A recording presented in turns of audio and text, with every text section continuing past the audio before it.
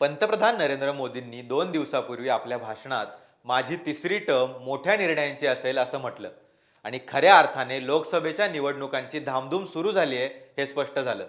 देशभरातील सर्वच पक्षांनी आगामी लोकसभा निवडणुकीच्या दृष्टीने कंबर कसली. सर्वच पक्षांकडून अनेक प्रकारचे दावे सुद्धा केले जात आहेत. पण खऱ्या अर्थाने आकडे काय सांगतात हा महत्त्वाचा प्रश्न आहे. टाइम्स नाऊ या वृत्तसंस्थेने एक सर्वे केलाय आणि त्याचे आकडे प्रसिद्ध केलेत. या आकडेवारीनुसार एनडीएला देशभरात तब्बल 366 जागा मिळतील असं सांगण्यात आलंय. त्यामुळे हा इंडिया आघाडीसाठी एक मोठा धक्का मानला जात आहे. या आकडेवारीतच महाराष्ट्राची आकडेवारीही देण्यात आली आहे. महाराष्ट्रातील राजकीय परिस्थिती पाहता महाराष्ट्रातील आगामी लोकसभा निवडणूक ही एक खास निवडणूक असणार आहे. ही निवडणूक महाराष्ट्रातील काही पक्षांसाठी अस्तित्वाची लढाई ठरू शकते. शिवसेना आणि राष्ट्रवादीचे विभाजन झाल्यापासून तर आगामी निवडणुकीत काय होणार याकडे सर्वांचंच लक्ष लागले. टाइम्स नाऊच्या सर्वेनुसार महाराष्ट्रात महायुतीला 80% जागा मिळतील असा अंदाज बांधण्यात आलाय. या सर्वेमध्ये महाराष्ट्रातील आकडेवारी काय आहे आणि महायुतीच्या या मोठ्या विजयाची कारणे काय असतील हेच आज आपण पाहणार आहोत. नमस्कार, मी ऋत्वल नवले आणि कॅमेरावर आहेत योगेश कुंभार. महाराष्ट्रात उत्तर प्रदेश नंतर सर्वात जास्त 48 लोकसभेच्या जागा आहेत. आजच्या घडीला महाराष्ट्रात भाजप, शिवसेना आणि राष्ट्रवादी काँग्रेसचे मिळून 37 खासदार आहेत. तर काँग्रेस, उबाटा गट आणि शरद पवार गट यांचे मिळून 9 खासदार आहेत. तर 2 जागा रिक्त आहेत.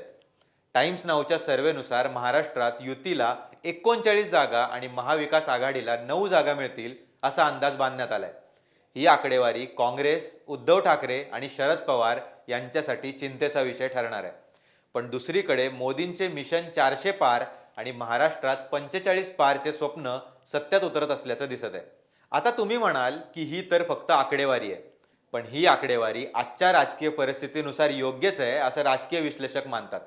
मुळात एनडीएच्या जागा यापेक्षा जास्त येऊ शकतात असं म्हटलं जातं. त्याची कारणं काय आहेत ते पाहूया.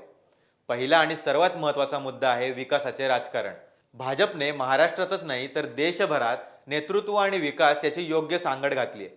महाराष्ट्राबद्दल बोलायचं झालं तर समृद्धी महामार्ग, अटल सेतू, कोस्टल रोड यांसारखे प्रकल्प, लोककल्याणकारी योजना आणि त्याची योग्य अंमलबजावणी यामुळे महाराष्ट्रात भाजपकडे विकास हा प्रमुख मुद्दा असेल. अशातच भाजपने एकनाथ शिंदे, अजित पवार यांसारखे आपल्या कामांसाठी लोकप्रिय असलेले नेते आपल्यासोबत घेतले. त्यांच्याबरोबरच राज्यव्यापी विकास कामे केली. पक्षाची मुळे राज्यभरात मजबूत केली, जे आगामी लोकसभा निवडणुकीत युतीच्या विजयाचे प्रमुख कारण बनेल. हिंदुत्वाचं राजकारण आणि हिंदुत्वाच्या मुद्द्यावर झालेली भाजप शिवसेना युती आणि त्याला पवारांची साथ हे देखील दुसरे महत्त्वाचे कारण ठरेल. दुसरीकडे पाहिल्यास महाराष्ट्रात विरोधी महाविकास आघाडीकडे निवडणुकीसाठी मुद्देच नाहीत. काँग्रेसने महाराष्ट्रात आपली मुळे मजबूत करण्यासाठी कोणतेही प्रयत्न केले नाहीत. आज काँग्रेसचा महाराष्ट्रात एकही खासदार नाही. त्यानंतर उद्धव ठाकरे आणि शरद पवार यांच्याकडे ना पक्ष, ना नेते, ना जनाधार. एवढंच काय, त्यांच्याकडे युतीचे विकासाचे राजकारण आणि मोदींच्या नेतृत्वाला आजही तोड नाही असंच चित्र आहे.